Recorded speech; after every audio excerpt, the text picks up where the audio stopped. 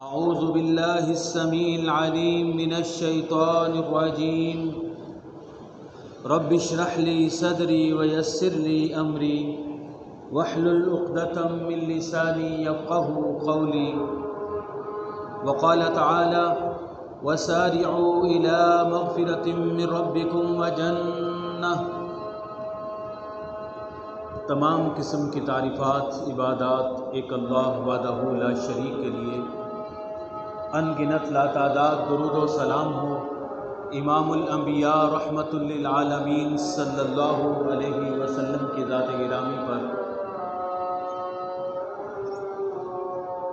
عزیزان گرامی، ایک حدیث قدسی ہے جس میں پیارے نبی صلی اللہ علیہ وسلم اللہ تعالیٰ سے روایت بیان کرتے ہیں کہ یا ابن آدم، اے آدم کے بیٹے، انک ما دعوتنی غفرت لک، جب تک تو مجھے پکارتا رہے گا اور جب تک تو مجھ سے دعائیں مانگتا رہے گا،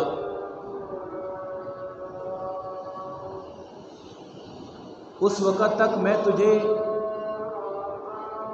معاف کرتا رہوں گا۔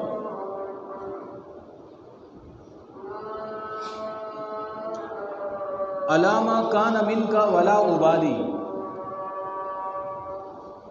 تو جو کوئی بھی انسان ہو اور جس قسم کا بھی تو نے گناہ کیوں نہ کیا ہو، ولا ابالی، مجھے کوئی پرواہ نہیں ہے۔ یہ حدیث قدسی میں اللہ رب العزت کا فرمان ہے کہ مجھے کسی کی کوئی پرواہ نہیں ہے۔ مجھے یہ کوئی نہیں کہہ سکے گا کہ اس کو تو نے کیوں معاف کیا۔ ہم 50-60 سال کی زندگی میں ہمیشہ نمازیں پڑھتے رہے، روزے رکھتے رہے اور یہ ساری زندگی بدکاریاں کرتا رہا، آخری سال یا آخری رمضان تھا، اس نے تیرے آگے ہاتھ پھیلایا، معافی مانگی اور تو نے معاف کر دیا۔ ولا ابالی کا مطلب یہ ہے کہ مجھے کسی کی کوئی پرواہ نہیں ہے۔ کوئی بھی کسی قسم کا بھی کوئی گناہ لے کر بندہ آ جائے اور شرط یہ ہے کہ مجھے پکارے، مجھ سے مانگے، مجھ سے بخشش مانگے، مجھ سے معافی مانگے۔ اور اے انسان، لو بلغت ذنوبک عنان السماء، اگر تیرے گناہ اتنے ہوں کہ وہ آسمان کی بلندیوں تک پہنچتے ہوں، ثم استغفرتنی، پھر بھی تو آ جائے اور مجھ سے بخشش مانگے، غفرت لک، میں تجھے معاف کر دوں گا، ولا ابالی، مجھے کوئی بھی پرواہ نہیں ہے۔ اے ابن آدم، لو اتیتنی بقراب الارض خطایا، اگر زمین بھر کے تو گناہ لے کر آ جائے، ثم لقیتنی، پھر تو میرے ساتھ ملاقات کرے، ایک بات یہ ہے، لا تشرک بی شیئا، بس تو شرک نہ کرنا کسی بھی صورتحال میں، لأتیتک بقرابہا مغفرۃ، تیری ایک مرتبہ کی معافی مانگنے کی وجہ سے تو میں زمین بھر کے اپنی مغفرت لے کر آ جاؤں گا، اس لیے کہ میرا نام جو ہے، میری صفت غفور الرحیم ہے، بخشنے والی ذات ہے، رحم کرنے والی ذات ہے۔ اللہ رب العزت نے اپنے پاک کلام میں اپنی کئی صفات بیان فرمائی، ان میں ایک صفت یہ بھی فرمائی کہ انی لغفار ہوں، میں غفار ہوں۔ غفار کا مطلب یہ ہے، غفور جو لفظ آپ سنتے اور پڑھتے رہتے ہیں، اس کا مطلب ہوتا ہے معاف کر دینے والا، بخش دینے والا، درگزر کر دینے والا، اور غفار کا مطلب یہ ہوتا ہے کہ بار بار معاف کرنے والا۔ بار بار معاف کرنے کا مطلب سمجھتے ہیں آپ بھی اور میں بھی کہ بار بار گناہ کرتا ہے بندہ، بار بار معافی مانگتا ہے، اور وہ اللہ کی ذات بار بار معاف کرنے والی ہے۔ پھر فرماتا ہے کہ ان اللہ یحب التوابین، کہ میں توابین سے محبت کرتا ہوں۔ توابین کا مطلب یہ ہے کہ جو بار بار توبہ کرتے ہیں انہیں پسند کرتا ہوں، بار بار معافی مانگنے والے، بار بار توبہ کرنے والوں کو پسند کرتا ہوں۔ روح المعانی تفسیر کے اندر علامہ آلوسی نے تفسیر میں اس آیت کی تفسیر میں لکھا کہ اللہ رب العزت بے پرواہ ذات ہے، شان غفاری اور شان رحیمی کی مالک ذات ہے، کسی سے بھی محبت کرے، کسی کو بھی پسند کرے۔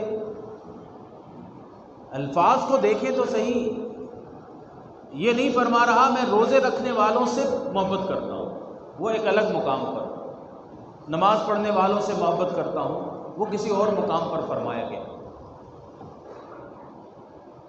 محبت کا ذکر آیا تو فرمایا کہ توابین سے محبت کرتا ہوں، اور توابین وہ لوگ ہوتے ہیں جو توبہ کی، پھر انسانی جذبات کی بنا پر پھر گناہ کیا، پھر معافی مانگی، پھر توبہ کی۔ یہ کتنی مرتبہ توبہ کرنے والوں کو اللہ معاف فرماتا ہے؟ کوئی حد ہونی چاہیے۔ 2 4 20 30 مرتبہ ایک بندہ کہتا ہے ایک ہی کام کو زندگی میں کئی مرتبہ کر کے پھر معافی مانگنا۔ فرمایا ان اللہ یقبل توبۃ العبد ما لم یغرر، نہیں، کتنی مرتبہ توبہ کرنے کا کوئی ذکر نہیں ہے۔ اللہ بندے کی توبہ قبول فرماتا ہے جب تک اس کی آخری ہچکی نہیں نکل جاتی۔ بعض الفاظ میں ہے کہ ما لم تطلع الشمس الی من مغربها، جب تک سورج مغرب سے طلوع نہ ہو جائے۔ ان دونوں حدیثوں کا مطلب یہ ہے، ایک انفرادی توبہ، ایک بندہ انسان کی توبہ۔ اب بندے کی قیامت تو اسی وقت قائم ہوتی ہے جب اس کی ہچکی نکل جاتی ہے، اس کا تو دی اینڈ شروع ہو جاتا ہے، اس کا تو آخری وقت شروع ہو جاتا ہے۔ انفرادی توبہ ایک بندے کی توبہ کے لیے ایک وقت ہے کہ جب تک موت کا فرشتہ اس کے سامنے نہ آ جائے، اس سے پہلے پہلے اللہ رب العزت توبہ قبول فرماتے ہیں۔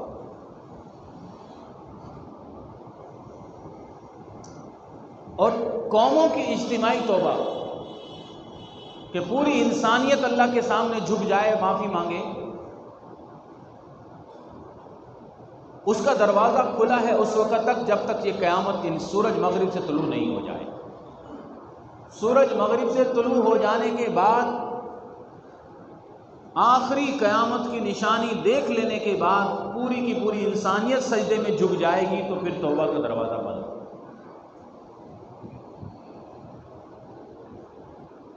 اللہ رب العزت نے اپنی شان بیان کی کہ انی لغفار لمن تاب، جو بندہ میرے دربار میں رجوع کرتا ہے، واپس لوٹ کے آتا ہے، میں اسے بہت بخشنے والا ہوں، غفار ہوں، میں بہت معاف کرنے والا ہوں۔ رمضان المبارک کے الوداعی دن ہیں،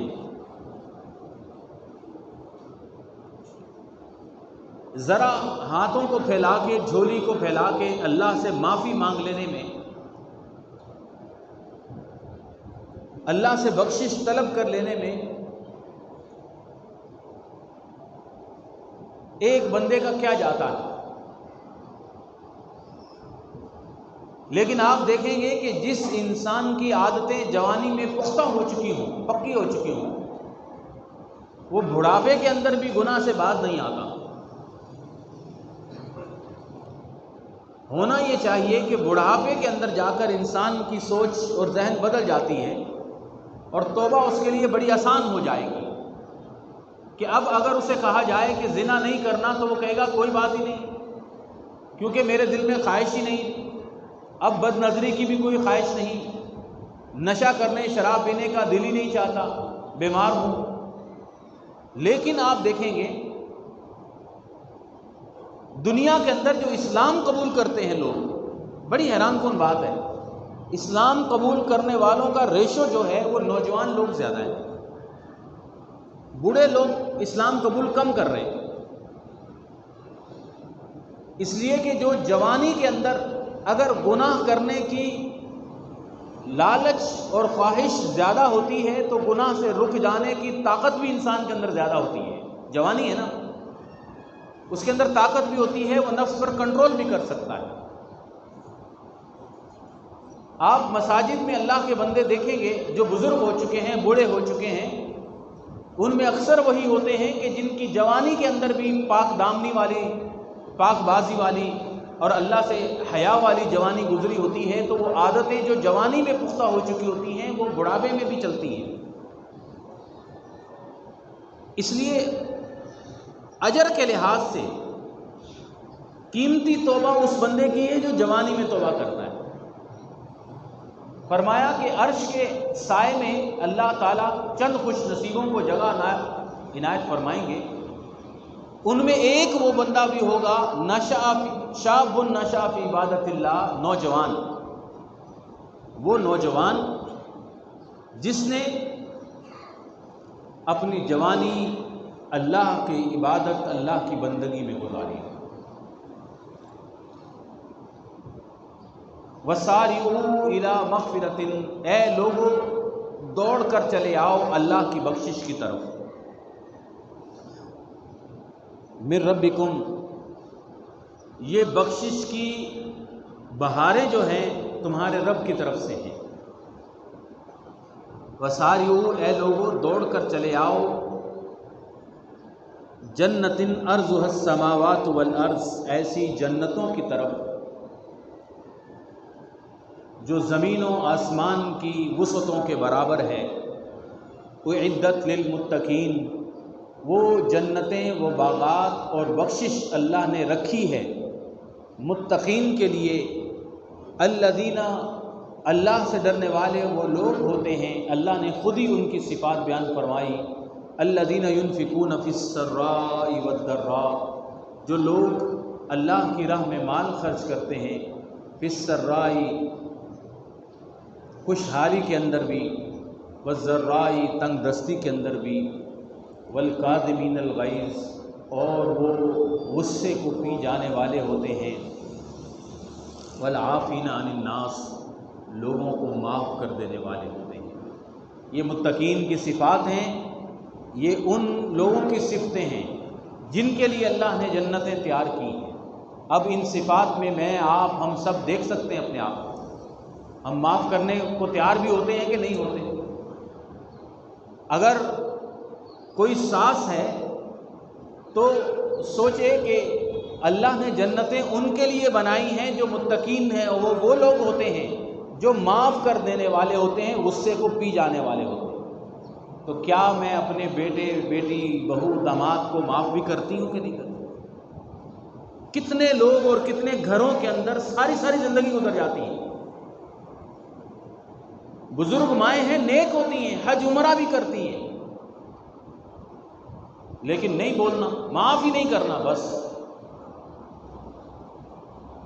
بہو ہے، داماد ہے، بیٹا ہے، کچھ کسی سے کبھی بھی ناراضگی ہو گئی. اور یہ بھی دیکھا گیا ہے کہ اس قسم کی ناراضگیاں عورتیں ہی زیادہ دل میں پالتی ہیں.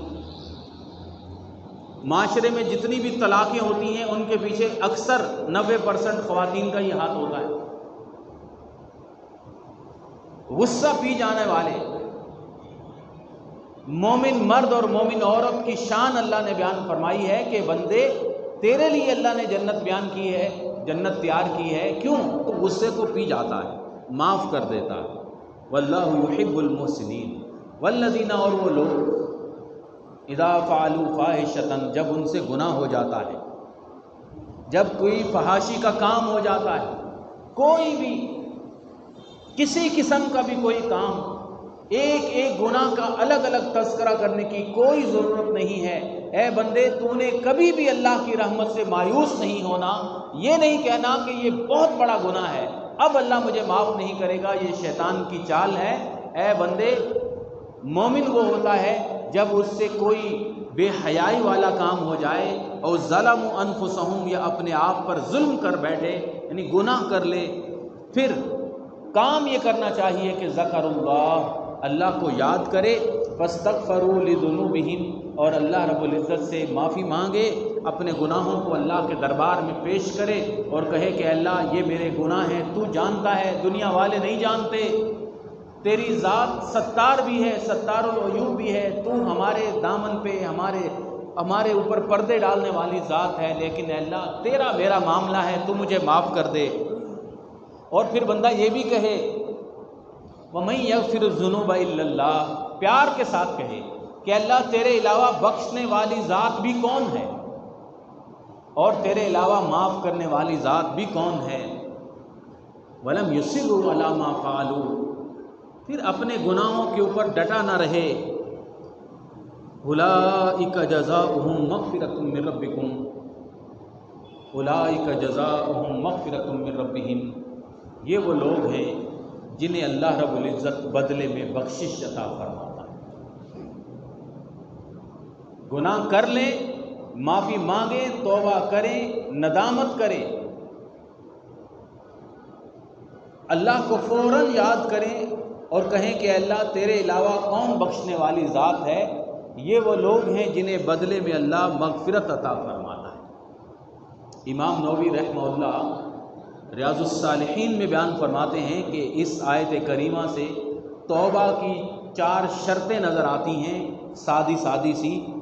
پہلی شرط یہ ہے کہ ان یقلع الانسان عن المعصیۃ، کہ بندہ جو گناہ کی توبہ کر رہا ہے، جس گناہ کی معافی مانگ رہا ہے، اس گناہ کو چھوڑ دے۔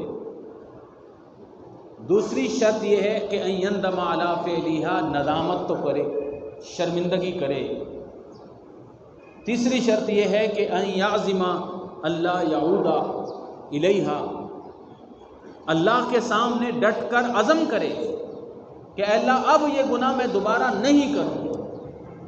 وہ الگ بات ہے کہ پھر زندگی میں انسان گناہ کر بیٹھتا ہے، ٹھیک ہے، لیکن توبہ کے وقت عزم تو کرے کہ اللہ یہ میں گناہ دوبارہ نہیں کروں گا۔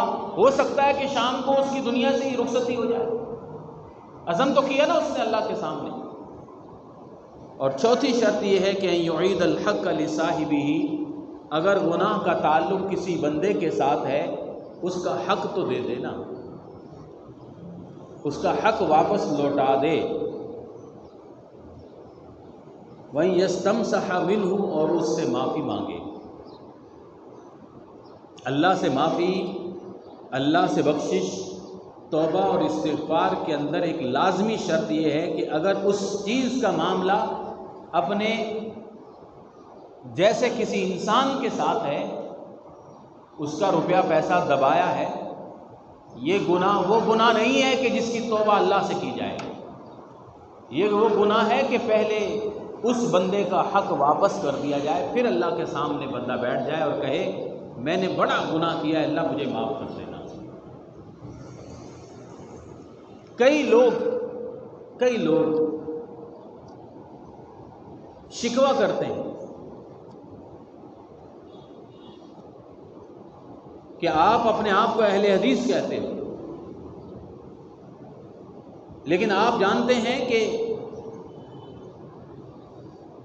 کتنے رمضان، کتنی بہاریں، کتنے توبہ کے موقع گزرتے چلے گئے، روزے رکھتے چلے گئے، تراویح پڑھتے چلے گئے، لیکن آپ جس مقام گھر میں رہتے ہو وہ گھر کسی کا تھا، آپ کو پتہ ہے کہ وہ آپ کا نہیں ہے، لیکن قبضہ کیا ہوا،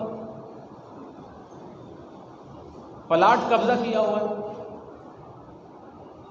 کسی کی وراثت دبائی ہوئی ہے، کسی کا حق دبایا ہوا ہے۔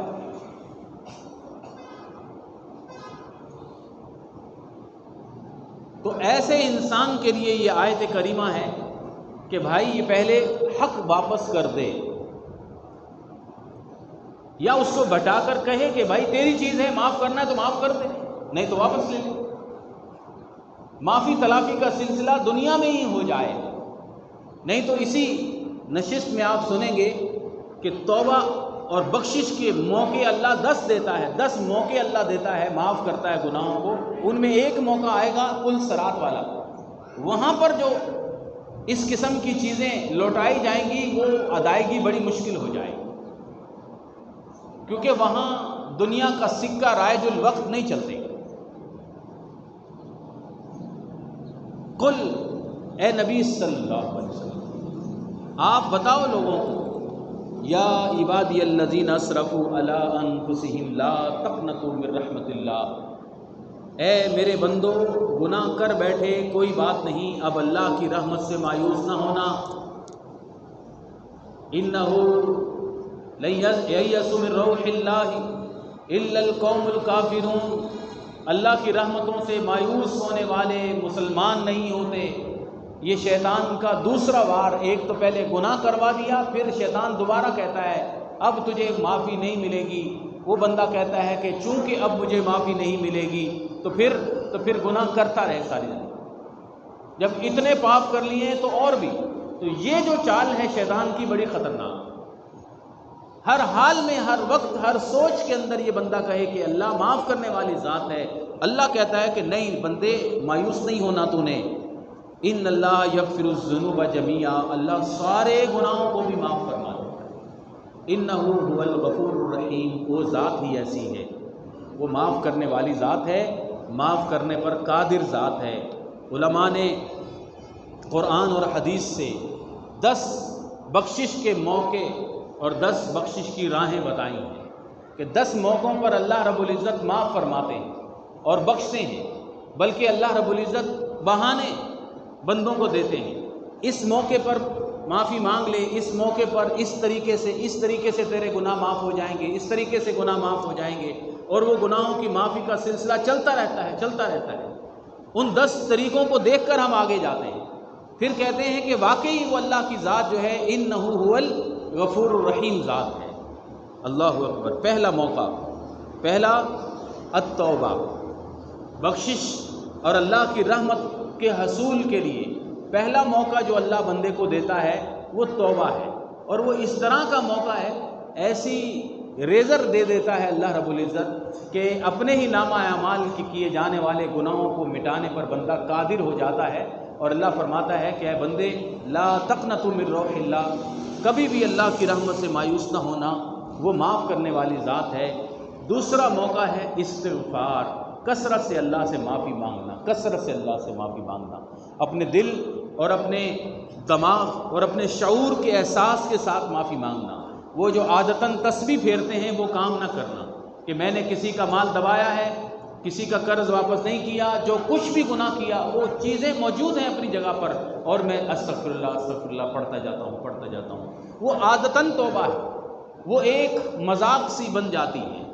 علماء بعض محدثین بیان فرما کرتے تھے استغفارنا یحتاج الی استغفار، ہم جو اللہ سے بخشش مانگتے ہیں نا، استغفار اللہ معاف کر، اس کے لیے ایک اور معافی مانگنی چاہیے۔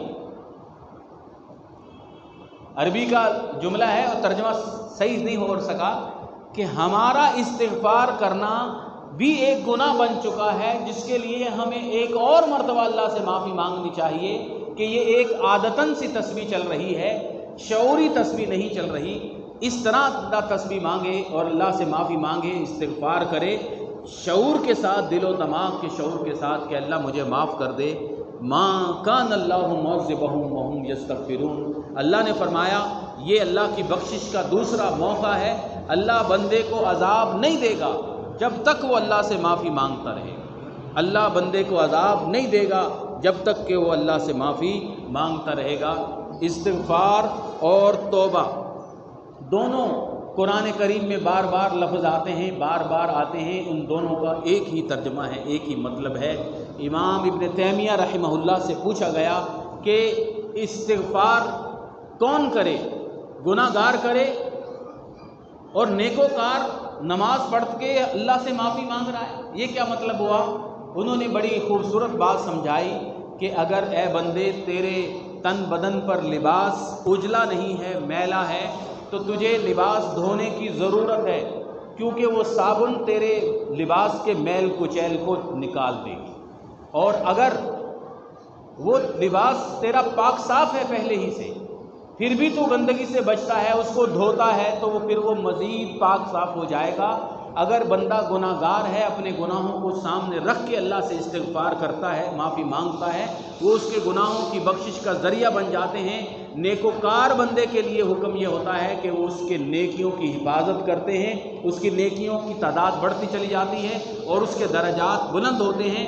یہی بات پیارے نبی صلی اللہ علیہ وسلم کے لیے منطوق کی جا سکتی ہے کہ اللہ کے نبی معصوم عن الخطا ذات تھے، لیکن اللہ بندے کو، اپنے نبی کو حکم دیتا تھا کہ وَسَبِّحْ بِحَمْدِ رَبِّكَ وَاسْتَغْفِرْهُ، اے نبی صلی اللہ علیہ وسلم اللہ سے معافی مانگو، سبحان اللہ کہو، اللہ کی تسبیح پڑھو اور اللہ سے معافی مانگو۔ تو اللہ کا نبی استغفار کرتا ہے تو اس کا مطلب یہ ہوتا ہے کہ درجات بلند ہوتے ہیں۔ اگر گناہگار استغفار کرتا ہے تو اس کا مطلب ہے کہ وہ اپنے گناہوں کی معافی مانگ رہا۔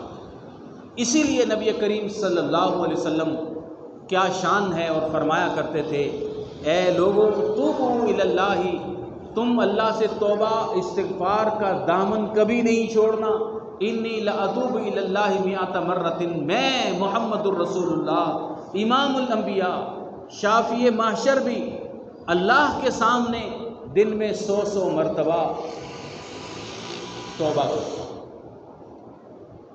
میں اللہ کے سامنے دن میں 100 مرتبہ معافی مانگتا ہوں۔ میں اور آپ اور ہم جیسے لاکھوں کروڑوں اربوں انسان کس کھیت کی مولی، ہم کیا ہیں؟ تیسرا بخشش کی موقع انسان کی جانے والی نیکیاں۔ فرمایا ان الحسنات یذہبن السیئات، نیکیاں جو ہیں وہ گناہوں کو مٹا دیتی۔ اے بندے اتبع السیئۃ الحسنہ، غلطی ہو جائے فوراً نیکی کرنے کی کوشش کرو۔ صدقہ و خیرات گناہوں کا کفارہ بن جاتے ہیں، نمازیں گناہوں کا کفارہ بن جاتی ہیں، ہے کہ نہیں؟ نبی کریم صلی اللہ علیہ وسلم کے دربار میں صحابی آئے، کہنے لگے میں نے ایک نامحرم عورت کا بوسہ لیا، اے نبی صلی اللہ علیہ وسلم کیا میرے لیے بھی توبہ ہے؟ آپ خاموش رہتے ہیں۔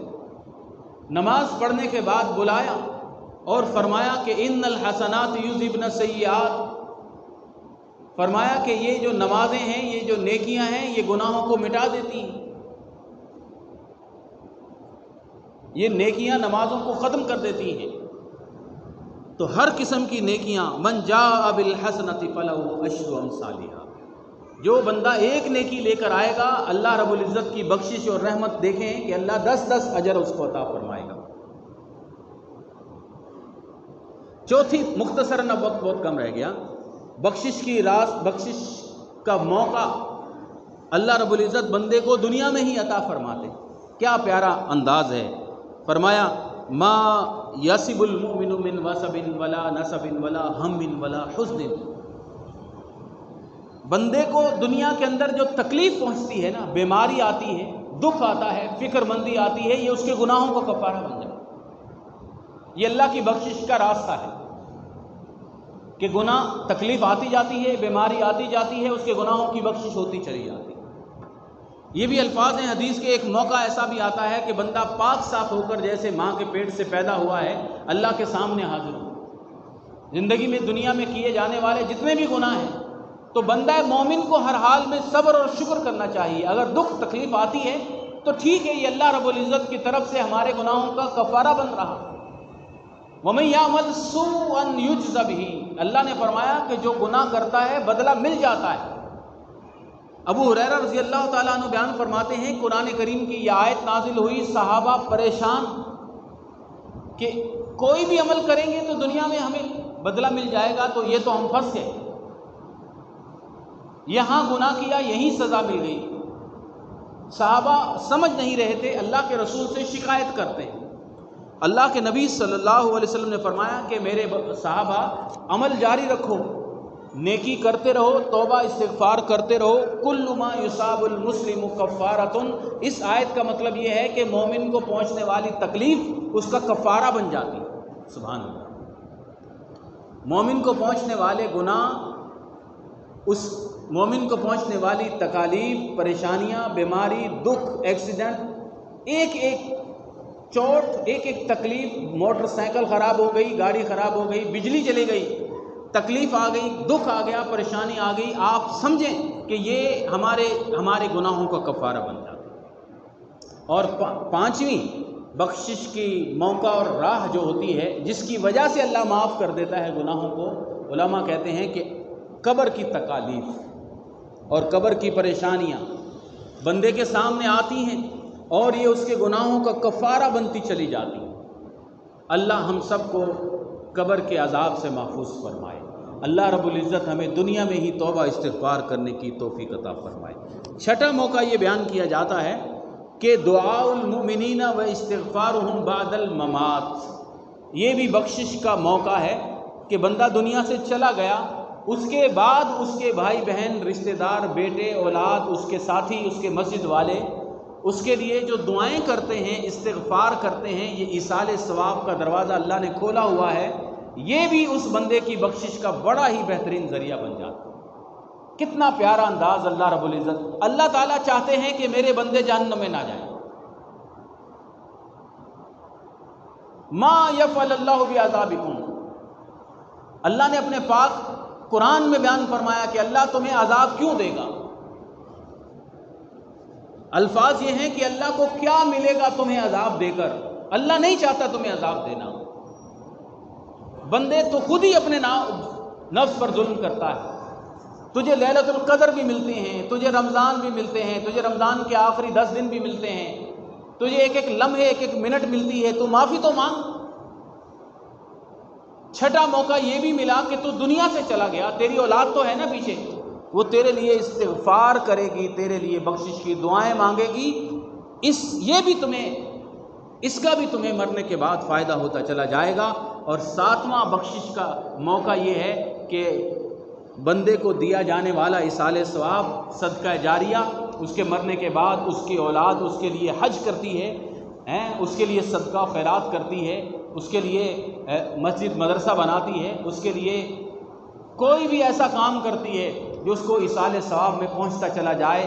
بس یہ ہے کہ وہ نبی کریم صلی اللہ علیہ وسلم کی سنت کے مطابق ہو، یہ بھی اللہ رب العزت اس وجہ سے بھی بندوں کو معاف فرمائیں گے انشاءاللہ۔ اور آٹھواں موقع ہے احوال یوم القیامتی، قیامت کے دن کی ہولناکیاں۔ بڑے ہی لوگ ایسے ہوں گے کہ جن کے سر پہ ذمے ہیں، گناہ ہیں، لیکن وہ قیامت کے دن کی جو ہولناکی اور پریشانی کے اندر ڈوبے ہوئے ہوں گے، اسی سے اللہ رب العزت معاف فرما دے گا کہ اب مزید ان کو کوئی تکلیف دینے کو، کوئی سزا دینے کی ضرورت نہیں ہے۔ اللہ کی شان کبھی بھی اللہ معاف فرما دے۔ اور نواں موقع بڑا اہم ترین ہے، علماء بیان کرتے ہیں، وہ ہے پل صراط کا موقع۔ پیارے نبی صلی اللہ علیہ وسلم نے فرمایا کہ ان المؤمنین اذا عبروا الصراط، اہل ایمان جب پل صراط سے گزریں گے، وقفوا، ان کو روک لیا جائے گا، علی قنطرۃ، ایک پل کے اوپر روک لیا جائے گا، بین الجنت والنار، وہ یوں سمجھیں کہ جنت اور جہنم کے درمیان پل ہے، اس موقع پہ ان کو روک لیا جائے گا، فیختص بعضهم من بعض، وہاں قصاص دلوایا جائے گا۔ یہ وہ موقع ہے جہاں قصاص دلوایا جائے گا، بدلے دلوائے جائیں گے، اور یہ خطرناک موقع ہے، ہولناک منظر ہے کہ ہم نیکیوں کے پہاڑ لے کر جائیں اور وہاں مظلوموں کو اللہ بانٹ دے، دعوے دار کھڑے ہو جائیں اور وہ ہم سے لے کے چلے جائیں تو ہمارے جیب و دامن خالی ہو جائے۔ فرمایا اذا حذبوا ونقوا، جب وہ پاک صاف ہو جائیں گے پھر انہیں اللہ رب العزت حکم دے گا جنت میں جانے کی۔ اور 10واں موقع یہ ہے، بلکہ 10ویں بخشش کی عظیم الشان جو راہ ہے، اور ہم سب اسی کی امید میں بھی ہیں، اے اللہ یہ شان، یہ رحمت ہمیں بھی عطا فرما، وہ ہے شفاعت رسول اللہ صلی اللہ علیہ وسلم، پیارے نبی صلی اللہ علیہ وسلم کی سفارش۔ پیارے نبی صلی اللہ علیہ وسلم گناہ گاروں کے، امتیوں کے لیے سفارش کریں گے، اللہ کے حضور جھک جائیں گے، اللہ رب العزت فرمائیں گے سل توتا، اے حبیب صلی اللہ علیہ وسلم سوال کیجئے، تو نبی کریم صلی اللہ علیہ وسلم نے فرمایا اللہ نبیوں کو ایک سوال کا موقع دیتا ہے، جسے ضرور قبول فرماتا ہے، وہ میں نے سوال رکھا ہوا ہے اپنی امت کے لیے، آخرت میں اسے میں استعمال کروں گا، وہ ہے میں اپنی امت کے لیے سفارش کروں گا انشاءاللہ۔ اے نبی کے کلمہ پڑھنے والوں، درود و سلام پڑھنے والوں، نبی کے سنتوں سے محبت کرنے والوں، امید بھی رکھیں کہ انشاءاللہ اللہ رب العزت، اللہ اپنے حبیب صلی اللہ علیہ وسلم کو حکم دیں گے اور وہ سفارش فرمائیں گے۔ یعنی یہ دیکھیں کہ اللہ بخشنا چاہتا ہے، یہ بخشش کی راستے ہیں، 10 موقع دے رہا ہے اللہ، کسی طریقے سے بندے کو بخش دیا جائے۔ اللہ اکبر، اللہ اکبر، ایک موقع باقی بچ گیا، وہ ہے اللہ رب العزت فرمائیں گے شفاعت الشافعین، سب نے سفارش کر لی ہیں، نبیوں نے سفارش کر لی، حافظ قرآن شہیدوں نے سفارش کر لی۔ اللہ فرمائیں گے یبقا ارحم الراحمین، لیکن ایک ذات باقی ہے، وہ ہے ارحم الراحمین، وہ اللہ رحم کرنے والوں سے بھی بڑا رحم کرنے والا باقی ہے۔ یغفر ما دون ذلک لمن یشاء، جس کو چاہے گا مرضی سے معاف فرما دے گا۔ اللہ اکبر، جس کو چاہے گا مرضی سے معاف فرما دے گا۔ اللہم اجعلنا منہم، اللہ ہمیں ان لوگوں میں سے شامل فرما لے۔ اولئک یرجون رحمت اللہ، یہ 10 موقع ہیں اللہ کی رحمت کی امید کے اور اللہ کی بخشش کی امید کے۔ فرمایا امید مومن کو ساتھ رکھنی چاہیے، امید کا دامن نہیں چھوڑنا چاہیے۔ اے امن ہوا قانت آناء اللیل، وہ بندہ جو رات کو کھڑے ہو کر نماز پڑھتا ہے، ساجدن سجدے میں ہوتا ہے، قائمن قیام میں ہوتا ہے، یحذر الآخرہ، آخرت کے دن سے ڈرتا ہے، یرجو رحمت ربہ، اللہ کی رحمت کی امید رکھتا ہے۔ دونوں چیزیں، بات ختم کر لیں، تفصیل میں جانے کا موقع نہیں۔ اللہ فرماتے ہیں انا عند ظن عبدی بی، میں اپنے بندے کے گمان کے ساتھ ہوں۔ اے میرے بندے، میں تیرے گمان کے ساتھ ہوں، تو میرے بارے میں جو گمان رکھے گا میں ویسا ہی تیرے ساتھ فیصلہ کروں گا۔ بندہ گمان رکھے کہ اللہ غفور الرحیم ذات ہے، اللہ مجھے ضرور معاف فرمائے گا، حسن ظن رکھے۔ علماء بیان کرتے ہیں کہ قرآن کی آیت میں دونوں حکم ہے، اللہ سے ڈرنا بھی ہے، اللہ سے امید بھی رکھنی ہے۔ تو تندرستی میں، جوانی میں اللہ کا خوف غالب ہونا چاہیے، بڑھاپے میں، بیماری کے اندر، آخری وقت میں اللہ کی رحمت اور اللہ کی بخشش کی امید غالب ہونی چاہیے۔ امید ہے کہ میں اپنا ما فی الضمیر سمجھا سکا، امید ہے کہ اللہ مجھے، آپ کو، ہم سب کو انشاءاللہ تعالی اسی طرح جنت میں جمع فرمائے گا۔ امید ہے کہ اللہ رب العزت ہم سب کو بخشے گا، امید ہے کہ اللہ رب العزت ہماری یہ روزوں، ہماری عبادات اور ہمارے صدقہ و خیرات کو قبول فرمائے گا۔ وآخر دعوانا ان الحمد للہ رب العالمین۔